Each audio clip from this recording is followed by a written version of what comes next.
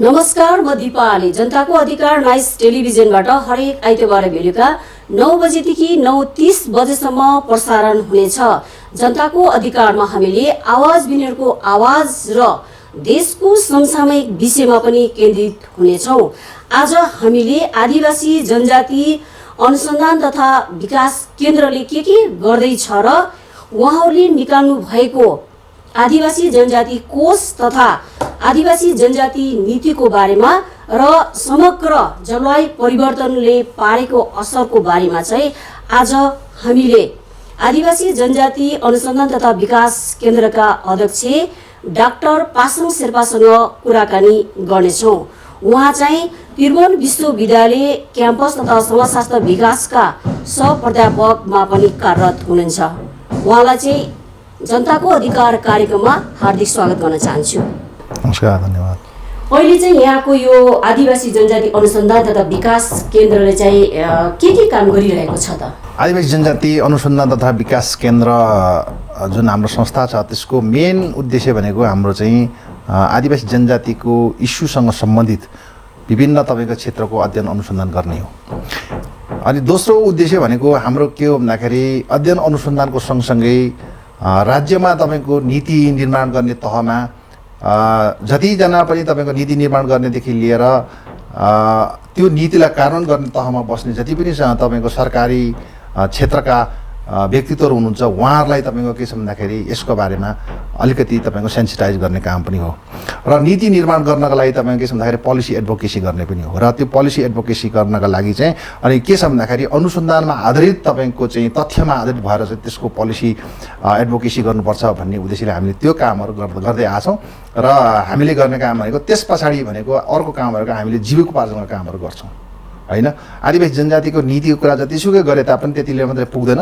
अनि अर्को चाहिने भनेको उनीहरूको चाहिँ क्षमता अभिवृद्धि र जीविकोपार्जन कार्यक्रमहरू गर्छौँ।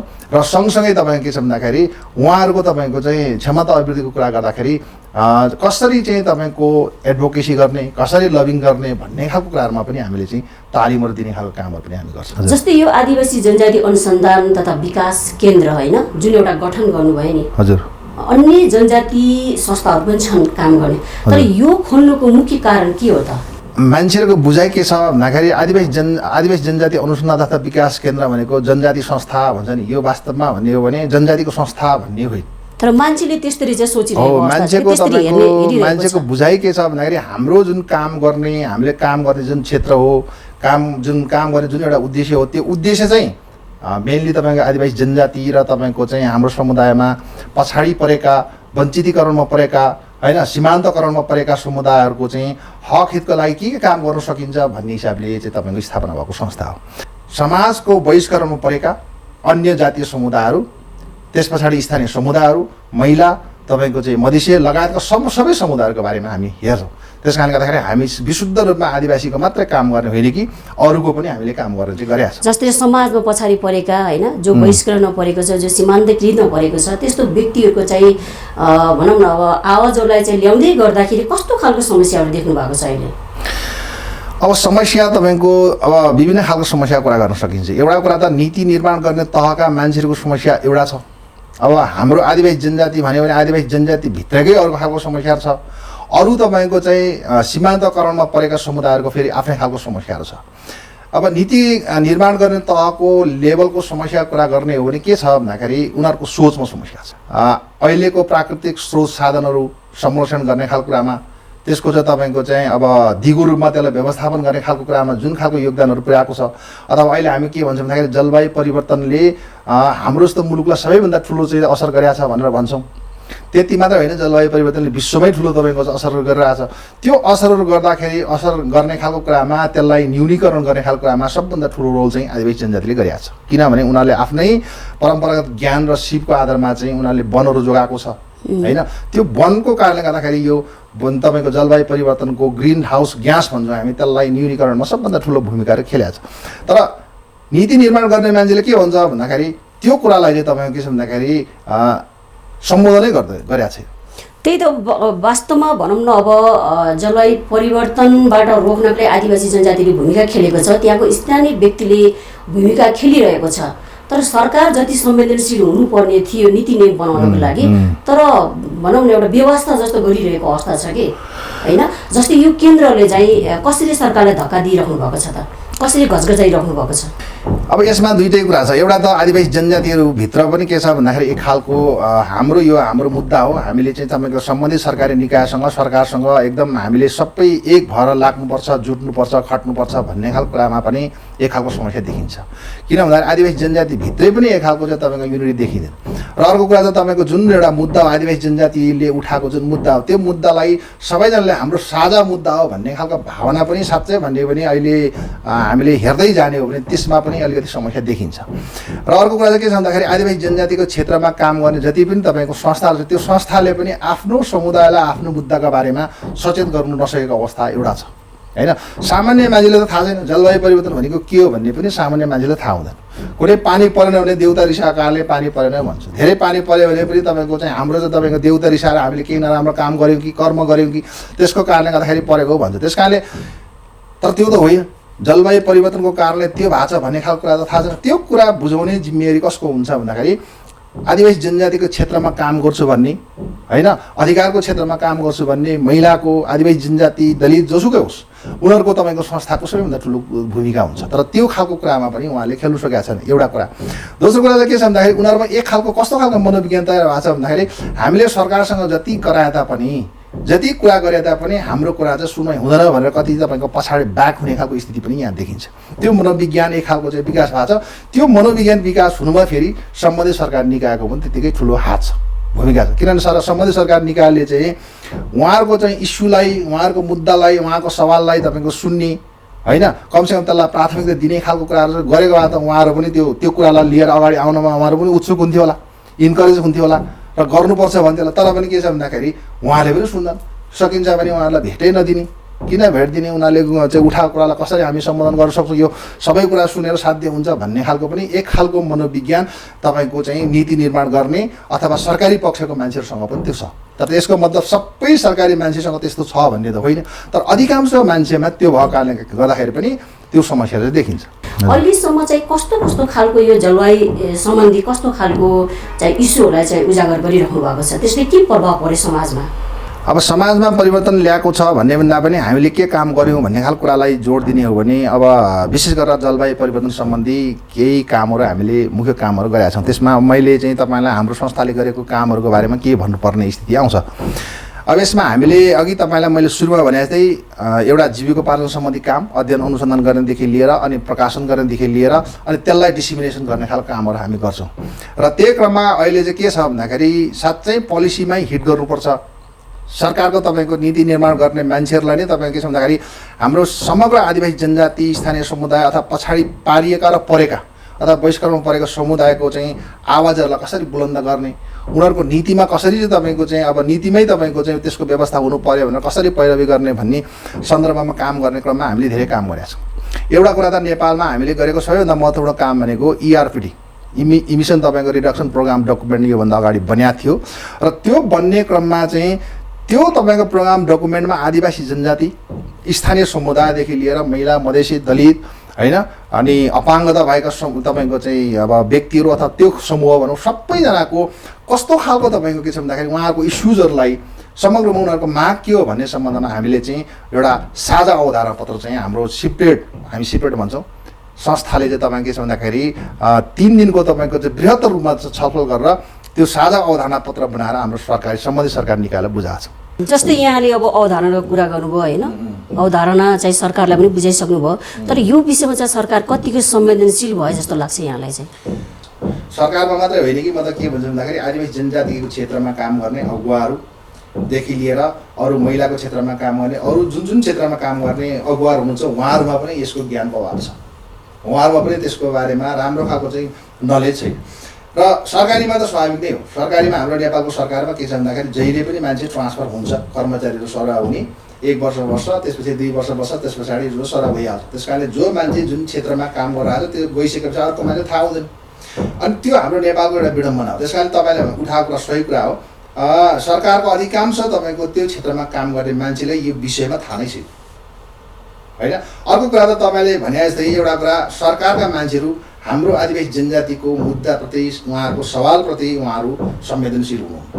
त्यो संवेदनशील नहुनुको पछाडिको मुख्य कारण चाहिँ के हो भन्दाखेरि उहाँले त्यसको बारेमा थाहा नै छैन, उहाँले त्यसको बारेमा ज्ञानै छैन, उहाँले त्यसको बारेमा अध्ययन अनुसन्धानै गरेको जब छैन। ज्ञानै हुँदैन भने कसरी उसले चाहिँ आफ्नो अधिकार चाहिँ होइन मेरो अधिकार हो भनेर माग्न सक्छ त? एक्ज्याक्टली। अब त्यहाँनिर चाहिँ तपाईँको भूमिका के हुन्छ भन्दाखेरि अब आदिवासी जनजातिको क्षेत्रमा काम गर्छु भन्ने मान्छेले हक अधिकारको क्षेत्रमा काम गर्छु, महिलाको क्षेत्रमा, मधेसीको क्षेत्रमा काम गर्छु, स्थानीय समुदायको क्षेत्रमा काम गर्छु भन्ने जति पनि तपाईँको संस्थाहरू छ त्यसको जिम्मेवारी भनेको सम्बन्धित सरकारी निकायको मान्छेसँग पनि के गर्नु पर्यो भन्दाखेरि कोअर्डिनेसन गरेर अथवा उसँग चाहिँ लबिङ गर्नु सक्नु पर्यो, उहाँले आफ्नो मुद्दाको बारेमा बुझाउनु सक्नु पर्यो। र यो चाहिँ तपाईँको अघि तपाईँले उठाएको कुरामा मैले के भन्न चाहन्छु भन्दाखेरि सम्बन्धित सरकारी मान्छेलाई निरन्तर रूपमा उहाँहरूसँग लबिङ गर्ने हो भने र आफ्नो मुद्दाको बारेमा चाहिँ तपाईँको उहाँहरूलाई चाहिँ बुझाउने हो भने सरकारका मान्छे पनि परिवर्तन हुन्छ। हामीले काम गर्दै जाने क्रममा त्यो राम्रो तपाईँको अनुभव छ। र अहिलेको तपाईँको वन नीतिले के गरेको छ भन्दाखेरि त्यो तपाईँको वन नीतिमा चाहिँ आदिवासी जनजाति भन्ने शब्द चाहिँ राखेको छैन, तर समुदायले तपाईँको संरक्षण गर्दै परापूर्वकालदेखि चाहिँ आफ्नै परम्परागत तपाईँको चाहिँ अब कानुन अनुसार संरक्षण गर्दै आएको प्राकृतिक स्रोत साधनलाई चाहिँ कानुनी मान्यता दिने भन्नेसम्मको कुरा आएको छ। त्यो भनेको पनि के हो भन्दाखेरि एक खालको यो हामीले निरन्तर रूपमा गरेको जुन एउटा प्रयास छ त्यो प्रयासको एउटा प्रतिफल हो भन्ने तरिकाले हामीले बुझ्नुपर्छ र हामीले त्यो तरिकाले बुझेका छौँ। त्यस कारणले निरन्तर रूपमा काम गरियो, प्रयास गरियो भने नहुने भन्ने छैन, त्यो एक दिन चेन्ज आउँछ र चेन्ज आउनलाई समय लाग्छ। दर्शकबिन हामी केही समय व्यापारिक विश्राम लिन चाहन्छौँ र फेरि पछि फेरि हामी आउन चाहन्छौँ, हाम्रो साथमा रहनुहोला।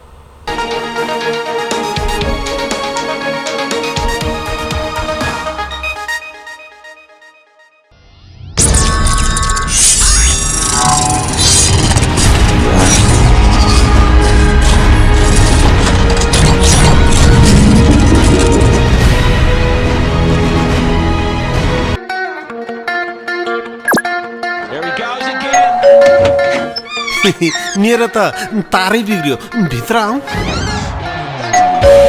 आज पानी पर्न खत्तमै भयो, भित्र आऊ। हाम्रो त एन्टिना बिग्रियो है।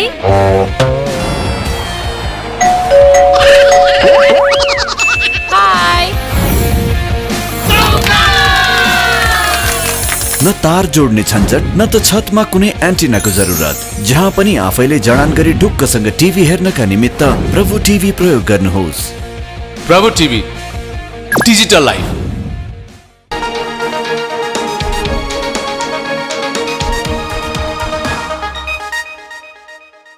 जस्तै यहाँले सामाजिक समावेशीकरण शिक्षामा भनौँ न एउटा शिक्षा सम्बन्धी एउटा चाहिँ पिएचडी पनि गर्नुभएको छ होइन, यसले चाहिँ शिक्षा नीति चाहिँ कस्तो हुनुपर्छ जस्तो लाग्छ? अब अहिले के देखिन्छ भन्दाखेरि शिक्षाको कुरा गर्दाखेरि र समावेशीकरणको कुरा गर्दाखेरि समावेशीकरणको जतिसुकै मुद्दाको कुरा उठान गरे तापनि अब अहिले के भन्छ भन्दाखेरि हामीले अरू आदिवासी जनजाति लगायत स्थानीय समुदाय, महिला, मधेसीहरूले अथवा समाजमा बहिष्करण परेको समुदायले के भन्छ भन्दाखेरि हामीलाई समावेशीकरण नीति चाहियो भन्छ, हामीले समावेशीकरण हुनु पर्यो भन्छ। तर समावेशीकरण भनेको के हो त? साँच्चै तपाईँको एउटा व्यक्ति, दुईजना व्यक्तिलाई टिपेर ल्याएर नीति निर्माण गर्ने ठाउँमा राखिदिँदैमा समावेशीकरण हुने हो कि होइन? जसको लागि त्यो नीतिको बारेमा थाहा नै छैन, नीति बनाउनै जान्दैन भने उसलाई त्यो नीति बनाउने ठाउँमा ल्याइदिएर त्यसले समावेशीकरण त तपाईँको त्यसले जनाउँदैन। त्यस कारणले साँच्चै तपाईँको समावेशीकरणको मुद्दालाई यदि सम्बोधन गर्ने हो भने सबैभन्दा पहिलो कुरा चाहिँ तपाईँको सरकारले के गर्नुपर्छ भन्दाखेरि शिक्षामा जोड दिनुपर्छ। यदि समावेशीकरण हुनको लागि मान्छेलाई सबैभन्दा ठुलो चाहिने भनेको मान्छेको क्यापासिटी बिल्डिङ हो, क्यापाबिलिटी भन्छ। जब मान्छेलाई तपाईँको त्यो क्षमता नै भएन भने तपाईँको समावेशीकरणमा हामी के भन्छ, राजनीतिमा तपाईँको समावेशीकरण हुन सकेन, त्यहाँ प्रतिनिधित्व भएन होइन।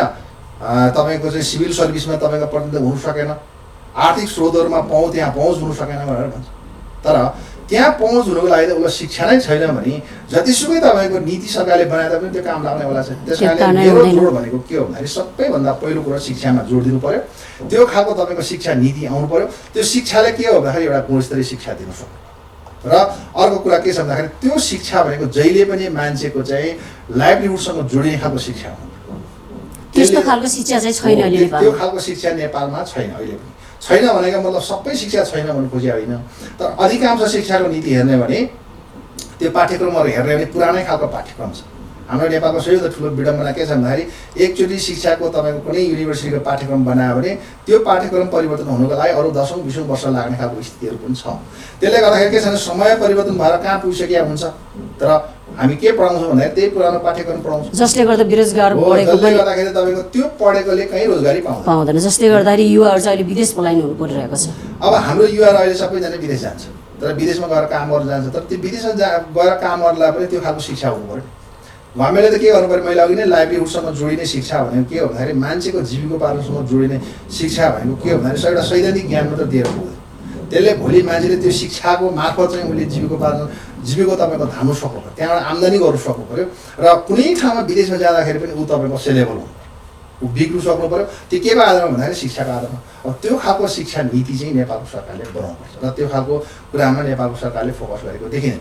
र अर्को कुरा चाहिँ तपाईँको के देखिन्छ भन्दाखेरि कतिपय स्कुलको हेऱ्यो भने मुसलमानमा हेऱ्यो भने पनि ड्रप आउट रेट चाहिँ हाई छ, त्यसमा पनि महिलाको ड्रप आउट रेट चाहिँ सबैभन्दा हाई छ र ठुलोको पनि एजुकेसनको माथिल्लो लेभलमा हेऱ्यो भने छैन।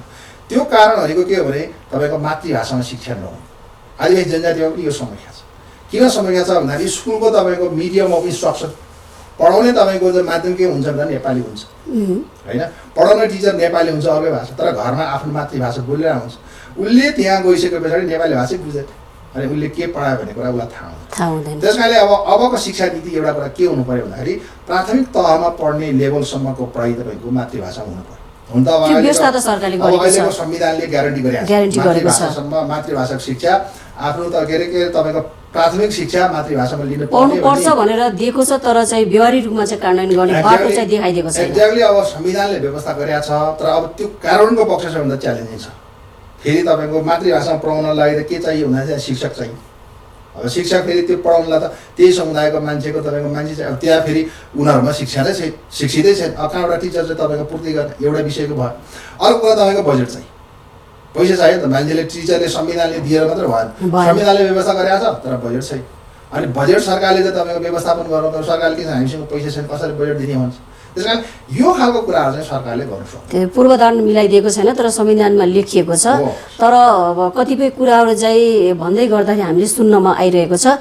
भनौँ न अब जस्तै विभिन्न भाषामा चाहिँ पढाइ हुनुपर्छ भनेर जुन सरकारले दिएको छ नि, तर के भन्छ त्यो समुदाय नै आफै पढ्न चाहँदैन भनेर आरोप पनि लगाइरहेको अवस्था छ कि होइन। यो अवस्थामा त जनजातिहरू अब जसको आफ्नो भाषा छ संस्कृति छ तिनीहरू त संवेदनशील हुनु पर्यो नि।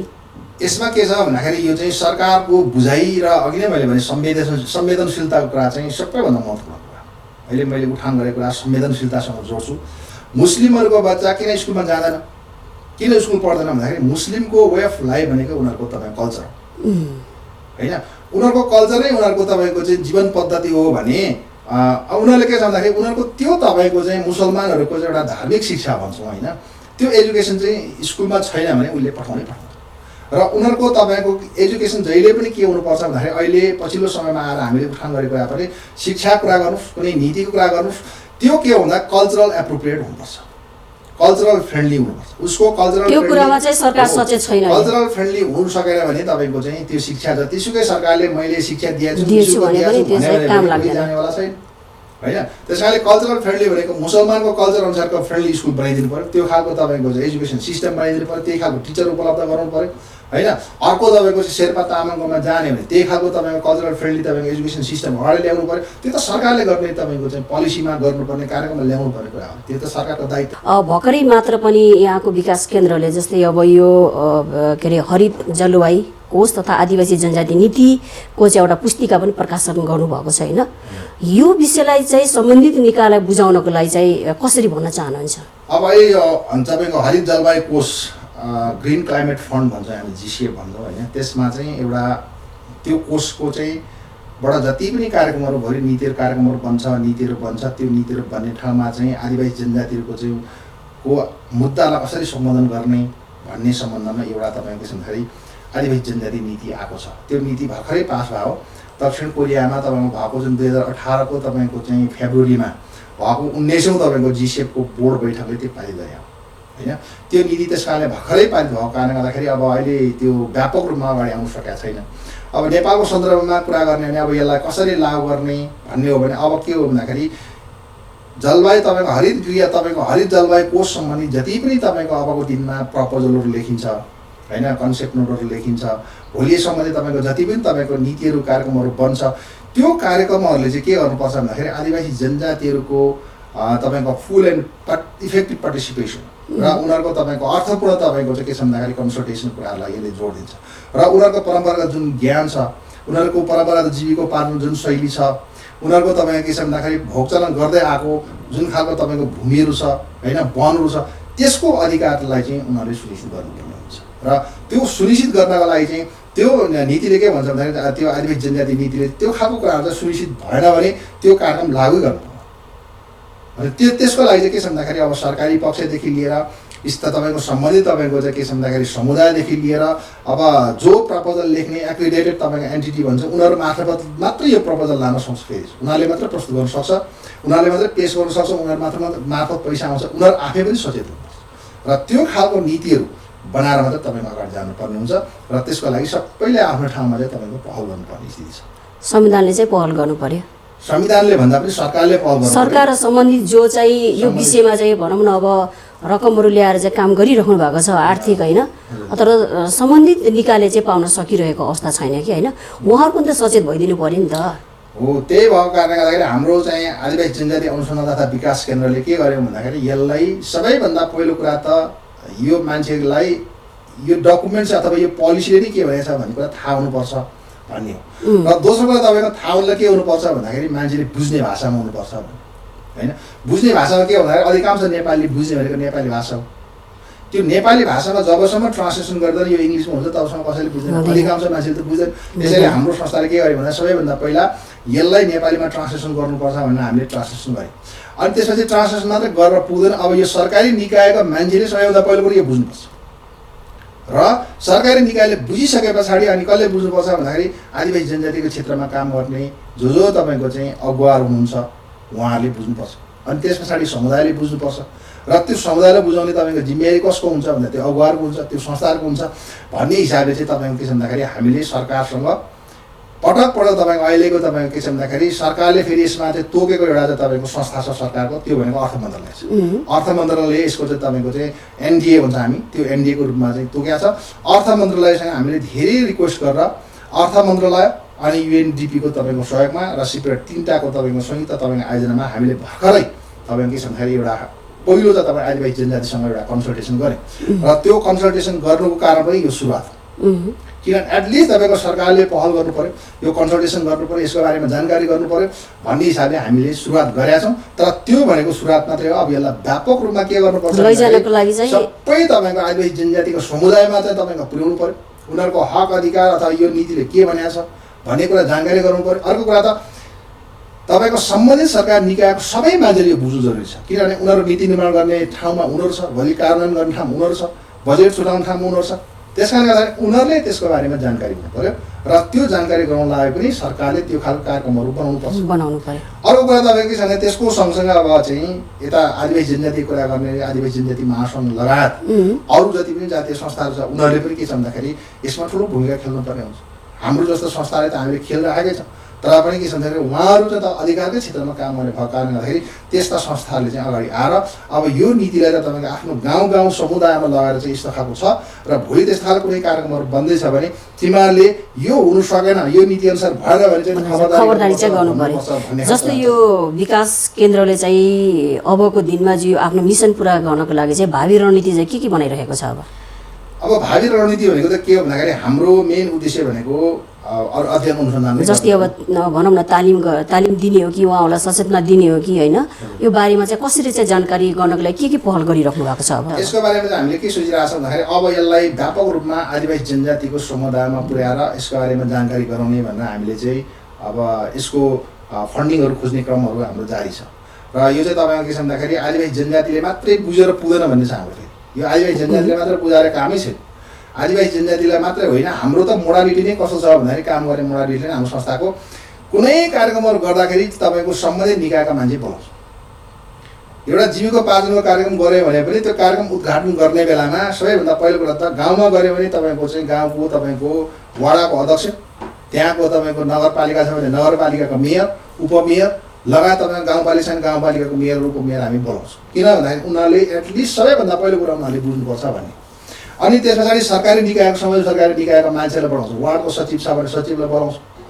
त्यस्तै केन्द्रीय तहमा गर्नु पर्दाखेरि हामीले त मन्त्रालयको सचिवदेखि लिएर त्यो क्षेत्र हेर्ने त्यो डेस्क हेर्ने सबै मान्छेलाई बोलाएर हामी काम गर्छौँ। किन भन्दाखेरि तिनीहरूलाई सुनाउँछौँ।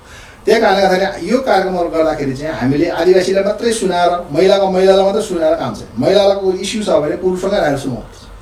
बल चाहिँ पुरा हुन्छ। आदिवासीको इस्यु कुरा छ भने आदिवासी कुरा सँगै सरकारको सम्बन्धित मान्छे जो त्यो क्षेत्रमा काम गर्ने मान्छे त्यसलाई पनि सँगै सुनाउनुपर्छ। अनि मात्र के हुन्छ भन्दाखेरि इस्युको बारेमा पनि तपाईँको छलफल हुन्छ, त्यो कतिको सेन्सिटिभ रहेछ भन्ने कुरा पनि त्यसले बुझ्छ। त्यस कारणले गर्दाखेरि हामीले के गरेका छौँ भन्दाखेरि अबको दिनमा आदिवासी जनजातिको समुदाय, त्यहाँको अगुवा, तपाईँको सम्बन्धित सरकारी निकाय र सँगसँगै तपाईँको एक्रिडेटेड तपाईँको एन्टिटिज भनेर जसले चाहिँ तपाईँको पैसा ल्याउनको लागि जिसिएको फन्ड एक्सेस गर्नको लागि कन्सेप्ट नोट लेख्दैछ, जसले प्रपोजल तयार गर्दैछ उनीहरूलाई पनि सामूहिक रूपमा सँगै राखेर चाहिँ कार्यक्रमहरू गर्ने भनेर हामीले चाहिँ प्रयास गरेका छौँ। पहिलो सुरु भइसकेका छ। अब आउँदो दिनमा त्यसलाई अलिकति व्यापक रूपमा गर्ने भने हामी लागिरहेका छौँ। जस्तै अन्तिममा हामी जाँदै होइन, जस्तै यो नीतिलाई जुन नीति यहाँले ल्याउनु भएको छ, यो नीतिलाई व्यवहारमा कार्यान्वयन गर्नको लागि र सम्बन्धित क्षेत्रमा पुर्याउनको लागि सरकार पक्षलाई जनताको अधिकार मार्फत के भन्न चाहनुहुन्छ यहाँ? अब सरकार पक्षलाई म त के भन्छु भन्दाखेरि सबैभन्दा पहिलो कुरा त आदिवासी जनजातिहरूले जलवायु परिवर्तनको प्रभावलाई न्यूनीकरण गर्नमा अथवा ग्रिन हाउस ग्यासलाई न्यूनीकरण गर्नमा जुन खालको योगदान पुर्याएको छ त्यो योगदानको चाहिँ के गर्नु पर्यो भन्दाखेरि त्यसको कदर गर्नु पर्यो, त्यसलाई सम्मान गर्नु पर्यो। उनीहरूले गरेका छ भन्ने कुराको सम्मान गर्नु एउटा कुरा। दोस्रो कुरा सरकारले के गर्नु पर्यो भन्दाखेरि अब यो आदिवासी जनजाति तपाईँको चाहिँ नीति त आएको छ, त्यो नीतिलाई तपाईँको चाहिँ सम्बन्धित सरकारी निकायका तपाईँको पदाधिकारीदेखि लिएर आदिवासी जनजाति अगुवा र अरू अघि मैले भने जस्तो अरू जति पनि यो क्षेत्रमा काम गर्ने सबैजना छ त्यसलाई के गर्नु पर्यो भने यसको बारेमा बुझाउनु पर्यो दोस्रो नम्बरमा। तेस्रो नम्बरमा के गर्नु पर्यो भन्दाखेरि अब आदिवासी जनजाति यसमा तपाईँको के छ भन्दाखेरि आदिवासी जनजातिहरूले पनि यो फन्डमा एक्सेस गर्नका लागि उनीहरूको चाहिँ तपाईँको डाइरेक्ट तपाईँको पहुँच हुनका लागि सरकारले के गर्नु पर्यो त्यसमा पनि सम्बन्धित तपाईँको सरकार त पार्टी हो। त्यस कारणले युएनएफसिसीको बैठकहरूमा चाहिँ उहाँले के गर्नु पर्यो, जिसिएफको बोर्डहरूमा उहाँले कुरा राखेर आदिवासी जनजातिलाई पनि तपाईँ के छ भन्दाखेरि डाइरेक्ट एक्सेस हुनुपर्छ भन्ने तरिकाले कुराहरू चाहिँ गरिदिनु पर्यो। र त्यस चौथो कुरामा चाहिँ के गर्नुपर्छ भन्दाखेरि अब कुनै पनि प्रपोजलहरू तयार गर्दाखेरि यो आदिवासी जनजातिको संस्थाले यो त तपाईँको चाहिँ पैसा त आउँछ तर प्रपोजल लेख्नै सक्दैन। उनीहरूले त्यो लेख्नका लागि तपाईँको रिक्वायरमेन्ट तपाईँको फुलफिल गर्ने खालको क्षमतै छैन। त्यस कारणले सम्बन्धित सरकारी निकायले के गर्नु पर्यो भन्दाखेरि अब आदिवासी जनजातिले पनि क्षमता अभिवृद्धिको तालिमहरू दिनु पर्यो, त्यसको लागि तपाईँको फन्ड तपाईँको चाहिँ जुटाइदिनु र अनि अर्को भनेको के भन्दाखेरि अब यो नीति भनेको चाहिँ विशुद्ध ग्रिन हाउस ग्यासको लागि आएको भए तापनि यसमा के भनेको छ भन्दाखेरि पेरिस एग्रिमेन्टलाई तपाईँको के छ भन्दाखेरि कार्यान्वयन गर्नुपर्छ भनेको छ। पेरिस एग्रिमेन्टमा के भनेको छ भन्दाखेरि आदिवासी जनजातिको हक अधिकारलाई सुनिश्चित गरिनुपर्छ, उनीहरूको तपाईँको परम्परागत ज्ञानलाई सुनिश्चित गर्नुपर्छ, सम्मान गर्नुपर्छ होइन भन्ने खालको कुरा छ। त्यो भएको कारणले गर्दाखेरि के छ भन्दाखेरि अब जलवायु परिवर्तन सम्बन्धी कुनै पनि सङ्घले, प्रदेशले, स्थानीय सरकारले कुनै पनि नीतिहरू बनाउँछ भने, कुनै पनि कार्यक्रमहरू बनाउँछ भने त्यो नीति र कार्यक्रम बनाउँदाखेरि आदिवासी जनजातिको हक अधिकारलाई सुनिश्चित गर्ने तरिकाले उनीहरूको तपाईँको परम्परागत जीविकोपालन शैली होइन, उनीहरूको डिग्निटी, उनीहरूको संस्कृतिमाथि चाहिँ कुनै खालको चाहिँ तपाईँको नकारात्मक प्रभावहरू पर्नु भएन होइन, उनीहरूको प्राकृतिक स्रोत साधनमाथि कुनै खालको नकारात्मक प्रभाव पर्नु भएन र त्यो नपर्ने खालको नीतिहरू बनाउनुपर्छ